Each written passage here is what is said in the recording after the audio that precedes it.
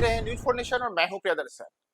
Bihar NDA के सांसदों ने आज संसद परिसर में प्रधानमंत्री नरेंद्र मोदी का अभिनंदन किया है, वह भी परंपरागत बिहार के रूप में। यानी कि बिहार की जो परंपराएं हैं, यहाँ की जो संस्कृतियां हैं, यहाँ की जो पहचान चिन्ह है, उसे दर्शाते हुए आज प्रधानमंत्री नरेंद्र मोदी का संसद परिसर में बिहार एनडीए के सांसदों ने अभिनंदन किया। और इस दौरान एक दो नहीं बल्कि कई सांसद मौजूद रहे और इन सांसदों में चाहे भाजपा के सांसद हों, जदयू के सांसद हों, लोजपा रामविलास के सांसद हों, या फिर लोकसभा के सांसद हों या राज्यसभा के सांसद हों, तमाम सांसदों ने एक साथ मिलकर के प्रधानमंत्री मोदी का सम्मान किया और इस दौरान पीएम मोदी को विशेष तौर पे आभार भी ज्ञापित किया। दरअसल आप जो तस्वीरें और वीडियोस देख रहे होंगे उसमें प्रधानमंत्री नरेंद्र मोदी का जो यह अभिनंदन किया गया है, इस दौरान बिहार की परंपरा के अनुरूप उन्हें जो मिथिला की पहचान पाग है, वह पाग उन्हें दिया गया।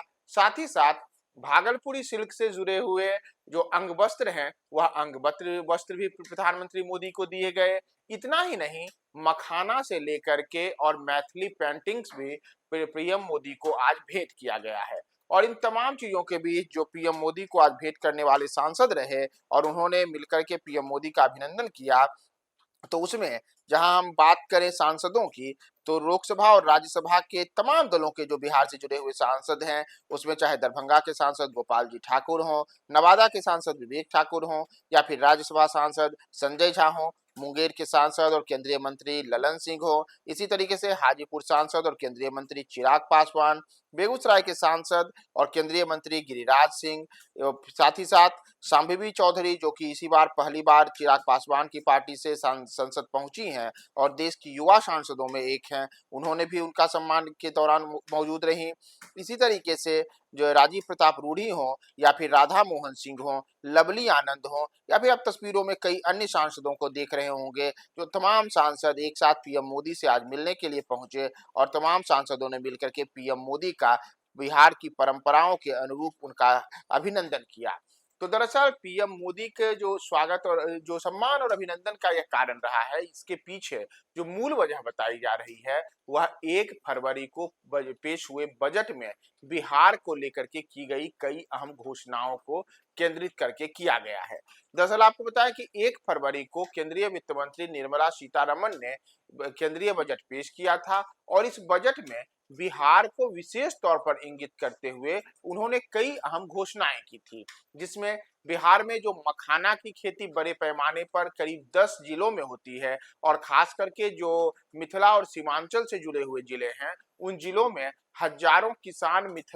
मखाना की खेती पर आश्रित हैं। तो उन किसानों की भले के लिए और मखाना को एक बड़ा बाजार देने के लिए, उसके बेहतर प्रसंस्करण के लिए मखाना बोर्ड के गठन की घोषणा केंद्र सरकार के द्वारा की गई थी। इसी तरीके से बिहार जो कि कृषि पर आधारित एक ऐसा राज्य है जहां बड़े पैमाने पे खेती होती है, बिहार की आबादी का एक बड़ा हिस्सा या तो सीधे सीधे खेती से जुड़ा हुआ है या खेती से जुड़े हुए कामों में जो वहां मजदूरी होती है उससे जुड़े हुए लोग हैं। तो बिहार के कृषकों को लेकर के भी एक बड़ी सौगात देते हुए बिहार में जो बड़े स्तर पर अलग अलग चीजों का उत्पादन होता है, जिसमें दलहन, तिलहन, मक्का, ज्वार, बाजरा सहित अन्य प्रकार की कई चीजों का चाहे जो हम फल की बात करें, आम की बात करें, लीची की बात करें, सब्जियों की बात करें, तो इन तमाम चीजों के प्रसंस्करण को लेकर के खाद्य प्रसंस्करण संस्थान खोलने को लेकर के भी इस बार के बजट में एक अहम घोषणा की गई थी। वहीं बिहार में लंबे अरसे से ग्रीनफील्ड एयरपोर्ट बनाने की मांग चल रही है।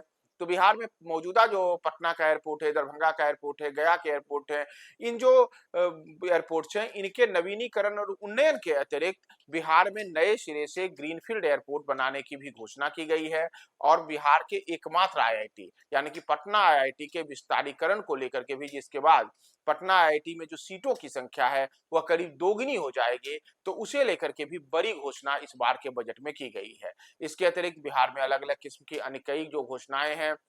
जिससे बिहार में आधारभूत ढांचाओं का विस्तार हो या फिर अन्य प्रकार के कई काम हो, इसे लेकर के भी इस बार के बजट में विशेष तौर पे घोषणा निर्मला सीतारमण ने किया था। तो इन तमाम चीजों को बिहार के लिए मोदी सरकार के एक बड़े सौगात के तौर पर पेश करते हुए बिहार एनडीए से जुड़े हुए तमाम सांसद, जिसमें कि आपने देख रहे हैं कि भारतीय जनता पार्टी के भी सांसद हैं, जनता दल यूनाइटेड की भी सांसद हैं, चिराग पासवान जो कि लोजपा रामविलास के नेता हैं तो वे स्वयं और उनके भी सांसद मौजूद हैं, राज्यसभा लोकसभा के अलग अलग जो निर्वाचित सांसद हैं, उन तमाम सांसदों ने एक साथ जाकर के पीएम मोदी को आज इसके लिए अभिनंदन किया है, उनका सम्मान किया और परंपरागत रूप से शॉल, अंगवस्त्र, पाग, मिथिला पेंटिंग्स, मखाना दे करके प्रधानमंत्री मोदी का आभार जताया है कि आपने बिहार को लेकर के जो एक बड़ी सौगात दी है बजट में, तो इसके लिए हम तमाम बिहार वासियों की ओर से हम निर्वाचित प्रतिनिधि आपका आभार जताते हैं। और इतना ही नहीं, इस वर्ष लोकसभा जो बिहार में विधानसभा के चुनाव होने हैं, तो उन चुनावों को लेकर के भी एक बड़ा संदेश देने के लिए कि बिहार को लेकर के मोदी सरकार ने